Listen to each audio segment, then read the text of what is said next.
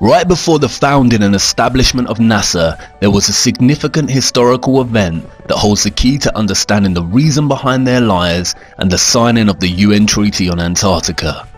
But before looking at this event, it is necessary to examine the theory of the Big Bang, and any historical reference to such a phenomena before the theory was established in 1929 by Edwin Hubble, who was influenced by the work of Albert Einstein and Georges Lemay.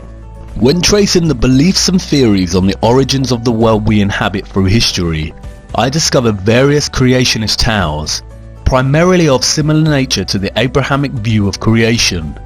I also encountered various works of philosophers and scientists such as Aristotle, Immanuel Kant, Johannes Kepler and Isaac Newton that proposed the theory of the infinite nature of the universe. There is one text, however, that predates all of these ideas. The Kabbalah, a tradition of Jewish mysticism that can be dated back to 13th century BC, 1,000 years before Aristotle lived. In traditional understanding, it is said to originate from the time of Eden. The Kabbalah's account of the origin of the earth and universe is a complex one, but the summary of its vision can be understood through its concept of Ein Sof, which translates to unending or infinity. The Kabbalah lays out its origin story as such.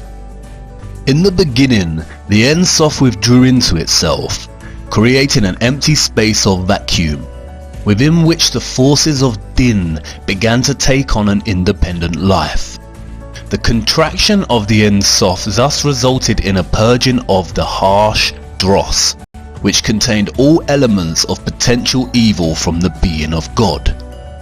The empty space thus contained the forces of Din and a remnant, the Reshimu, or impression of the divine light. At this point, the Ein Sof emanated a ray, which is represented in the first letter of the Tetragrammaton. This ray worked to organize the opposing forces that now filled this space. The opposing forces were together in a vessel no bigger than a tiny spark. This ray caused the shattering of the vessel and formed the planets and brought into manifestation the primordial man. Moses Nachmanides, a 13th century Kabbalist rabbi, summarizes this origin story, stating, "There was only one physical creation, and that creation of a tiny speck. As this speck expanded out, this substance, so thin it has no essence, turned into matter as we know it." This is strikingly similar to what we have come to know as the Big Bang. Universe Today provides a succinct summary of the Big Bang. The Big Bang hypothesis states that all of the current and past matter in the universe came into existence at the same time, roughly 13.8 billion years ago. At this time, all matter was compacted into a very small ball with infinite density and intense heat called a singularity. Suddenly, the singularity began expanding and the universe as we know it began. This is the same story. Both present the idea that in the beginning there was a vacuum and then a small speck appeared, and from there began the expansion of matter, forming the planets and the world we know today. The only difference is the Kabbalah is written in a mythological discourse and the Big Bang is constructed in scientific discourse. But stylistic language choices aside, it appears that the Kabbalah had worked out the origins of the universe a long time before Einstein, Hubble and others. This leaves us with two conclusions from this discovery. 1. Contemporary Big Bang theory has proven the Kabbalah and its teachings. All people who believe in this theory should seek out the Kabbalist rabbi to learn more about what they believe. Or 2. Contemporary Big Bang theory was stolen from the Kabbalah, in which case neither is correct and it is all a big lie. I will return to this origin story shortly, but before I do, it is essential that we look at some of the esoteric teachings of the Kabbalah. Kabbalah in Hebrew means to receive or to orally receive. The secret, esoteric teachings of its mysticism were orally taught, written in codes, numerologies and symbols. Symbolism and numerology are especially important in Kabbalistic mysticism. Many books of the Kabbalah are extremely cryptic in nature, especially the Book of Zohar, which translates as splendor, and the Book of Bahir, which translates as illumination. Both texts have been deemed to be coded with gematria, which is a form of numerology where letters have corresponding numbers. A well-known example of Hebrew gematria is the word chai, which translates to alive, and is composed of 2 Hebrew letters that add up to the number 18. This has made the number 18 a lucky number for Jewish people, and gifts of money in multiples of 18 are very popular. Symbols are equally important in the Kabbalah and have been used as a method of conveying meaning and their secret teaching since its inception. Some of these symbols are widely recognized. For instance, the Kabbalah Tree of Life, or the Sephirot, the Hamza, and perhaps most famously, the 6-pointed star, the hexagram, or what is now referred to as the Star of David, and the symbol adorning Israel's flag. It is found in early texts of the Kabbalah, and its earliest Jewish association dates back to the Leningrad Codex of 1008. It is this 6-pointed star that I would like to focus on now, for you see, it was not always a symbol of Israel, nor is it exclusive to Judaism. To understand the hidden history of this symbol, we must first journey to the year 1760 as Mayor Amschel Bauer returns to Frankfurt to take over his deceased father's business in moneylending. Before his death, and in his son's absence, Mayer's father had mounted a coat of arms on the front of the entrance to the counting house to honour its name. The sign features a hexagram against a red shield. It was because of this sign that Bauer changed his surname. Rot is German for red and Schild is German for sign, so he took the name and became known as Mayer Amschel Rothschild.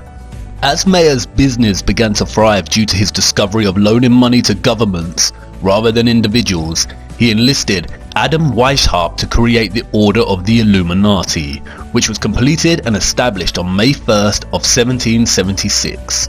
Soon after, Weishaupt merged the secret doctrines of the Illuminati with the Continental Order of Freemasons, which was founded in 1717 and largely peaceful until this merge. He then went on to establish the famous Freemason lodges of the Grand Orient to be the Illuminati headquarters. In establishing this order, Weishaupt recruited 2,000 followers, including the most intellectual men in the arts, education, science, finance and industry. They were given the following instructions in order to gain control. Number 1. Use money and sex bribes to obtain control of men in high positions. Number 2. Colleges and universities were to cultivate students possessing exceptional abilities and train them specifically in internationalism. Number 3. All influential people were to be used as agents and placed behind the scenes of all governments as experts and specialists. Number 4. To obtain absolute control of the press. The drive for control and power soon began. Sending literature to Paris to provoke the stirrings of the French Revolution, Adam Weishaupt's courier was struck by lightning, revealing the text contained inside which outlined plans to provoke such a revolution. The Bavarian authorities seized the text and the government published the details of their doctrines in a text titled The Original Writings of the Order and Sect of the Illuminati. Unfortunately, Europe did not heed their warning and the French Revolution took place, which made the Rothschilds a lot of money due to the laws that limited Roman Church taxes. In 1798, John Robinson, one of the leading intellectuals of his time and professor at Edinburgh University, published a book, Proofs of a Conspiracy Against Religions and Governments of Europe, carried on in the secret meetings of Freemasons, Illuminati and secret societies. Again, no one heeded Robinson's warning. In 1812, Mayer Rothschild died and laid out specific laws for the House of Rothschild, which are 1. Only males will enter the business, 2. Intermarry to preserve fortune, and 3. The eldest son of the eldest son is to become the head of the family. After his death, Mayer's children left Frankfurt and established banks in all major European cities. Nathan Rothschild moved to London at 21, where he established a banking house. During the Napoleonic Wars, the 5 Rothschild brothers worked to provide gold to both Wellington's army through Nathan in England and Napoleon's army through Jacob in France, thus establishing a formula they would retain until the present day. Exactly this: fund both sides of each war and become rich in the process and aftermath.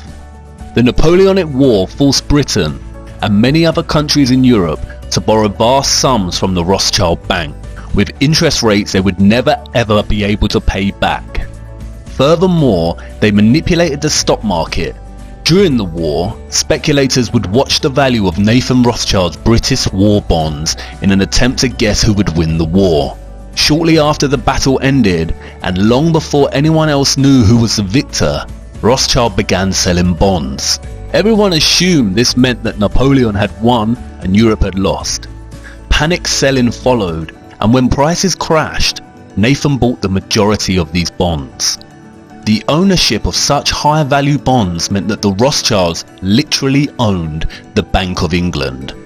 From that moment onwards, the interests of the British Crown and the Rothschilds became so entwined that the Rothschilds were given titles of nobility. Nathan famously said, "I cared not what puppet is placed upon the throne of England to rule the empire on which the sun never sets. The man who controls Britain's money supply controls the British Empire, and I control the British money supply." The Rothschilds used their control of the Bank of England to replace the method of shipping gold from country to country, and instead used their European banking network to establish a system of paper debits and credits, the same system we use today. At the end of this period, the Rothschild family controlled half the wealth of the entire world.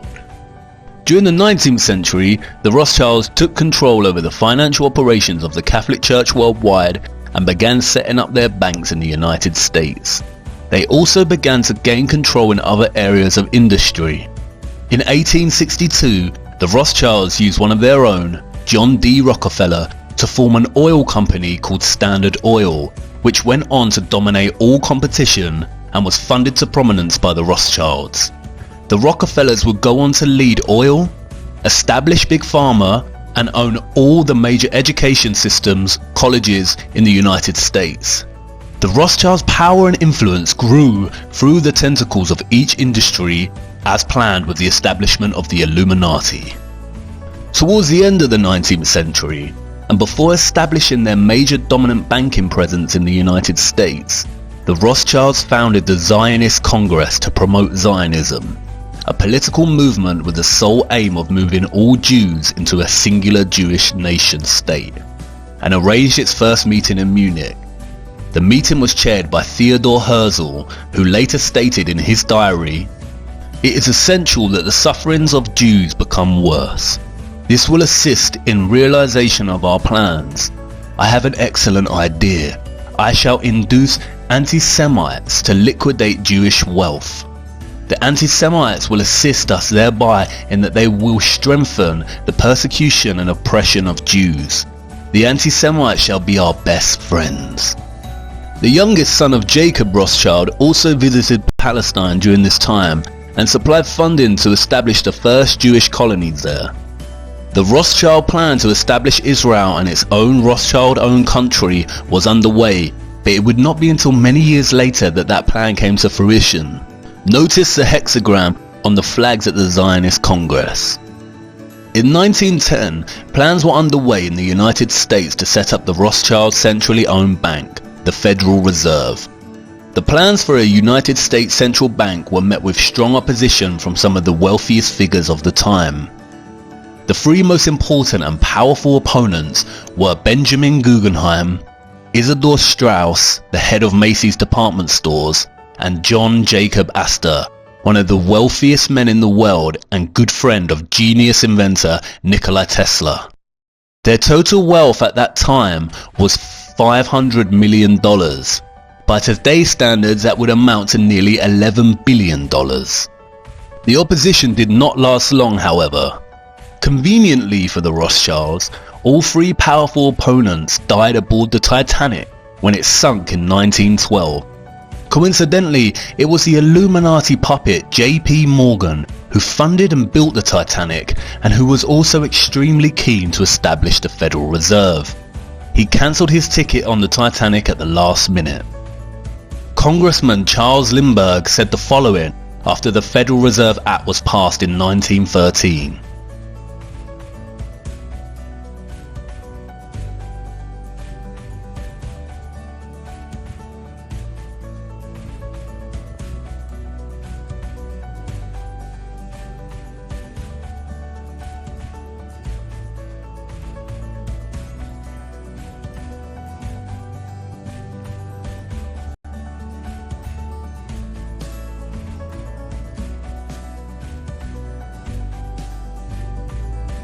The last part of this statement is especially important. From now on, depressions will be scientifically created. Like two con men working a mark, the Fed made credit easy while establishment newspapers hyped what riches could be made in the stock market. Federal Reserve meant that the dollar could now be printed outside of the government's control. It would be used to drive economic war and depressions and was the perfect machine for eternal debt. Abraham Lincoln fought against the establishment of this method and began printing his own debt-free money, what was termed greenbacks, during the American Civil War.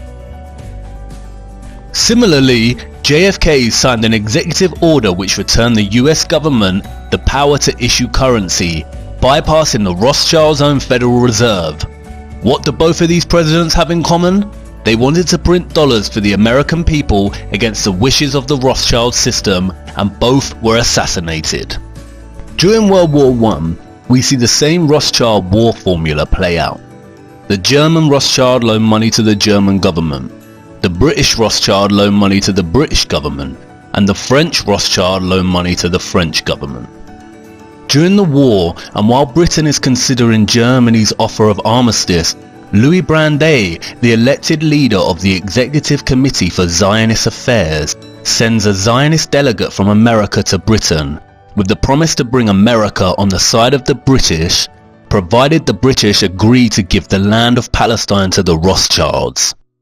The Rothschilds had interest in the Far East, and having their own governed state meant that they could own their own military, which they could use on any aggressor who stood in the way of those interests.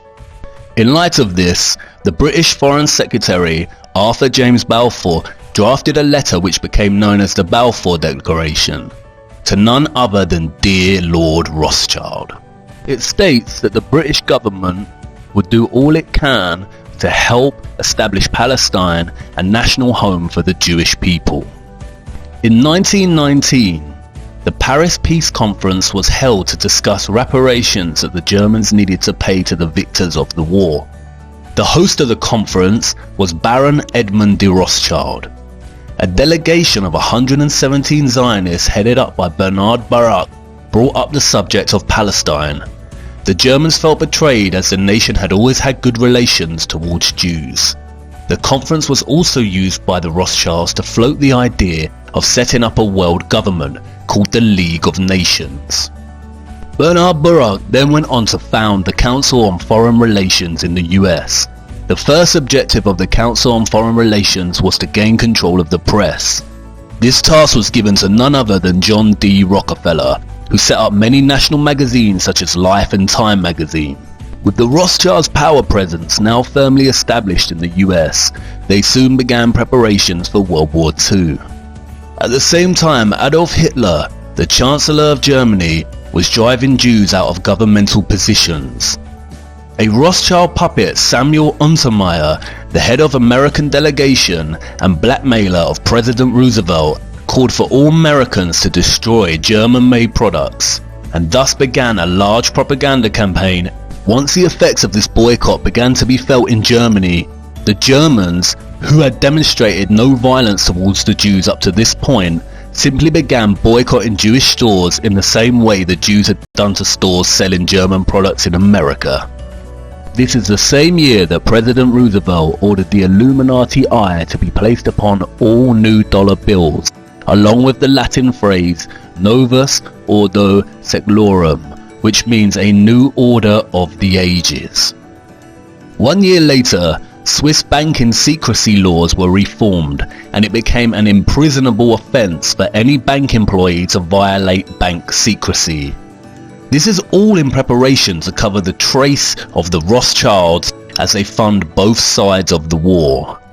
You see, the Rothschild-controlled US company IG Farben would go on to arm Germany in the war and produce Zyklon B, the lethal gas used in the concentration camps. The Rothschilds also financed American IBM, which provided the supply machines to the Nazis to produce the punch cards to help organize and manage initial identification and expulsion of Jews, the confiscation of their property, and their eventual extermination. Interestingly, during this time, Prescott Bush, the father of President George Herbert Walker Bush, had his company seized under the Trade-in with the Enemy Act. He was funding Hitler from America while American soldiers were fighting against the Germans. The Rothschilds' connection to Hitler may be more understated than initially realized. As Hans-Jürgen Kohler's Inside the Gestapo states, Adolf Hitler's grandmother Maria was a servant at the Rothschild mansion. You see, the war was very choreographed and had nothing but the Rothschilds' interests in mind. As Zionist Isaac Greenbaum in a speech to the Zionist Executive Council put so succinctly, "One cow in Palestine is worth more than all the Jews in Poland." This piece of propaganda was to scare Jewish survivors into believing their only place of safety was Israel. At the end of the war, in 1945, the Rothschilds not only profited significantly financially, but their vision of a League of Nations came to fruition with the establishment of the United Nations. British had stated that there would be no more immigration of Jews to Palestine in order to protect the Palestinians, but after the Second World War, the British transferred control of Palestine to the United Nations. The United Nations divided Palestine into two states, one Zionist and one Arab, with Jerusalem to remain as an international zone to be shared by all religious faiths. In the years that followed, the Israelis launched a series of military assaults on the Arab Palestinians, causing a mass exodus. The Israeli secret intelligence agency, the Mossad, was formed. Its motto is, "By way of deception, thou shalt do war." In 1948, the Rothschild bribed President Harry S. Truman with $2 million, which they gave him on his campaign trail, to recognize Israel as a sovereign state. The flag of Israel was soon revealed, which is none other than a blue version of the Rothschild red hexagram. And this is where the story just begins. Follow me to part 6 so we can take a look at the true meaning of this 6-sided star.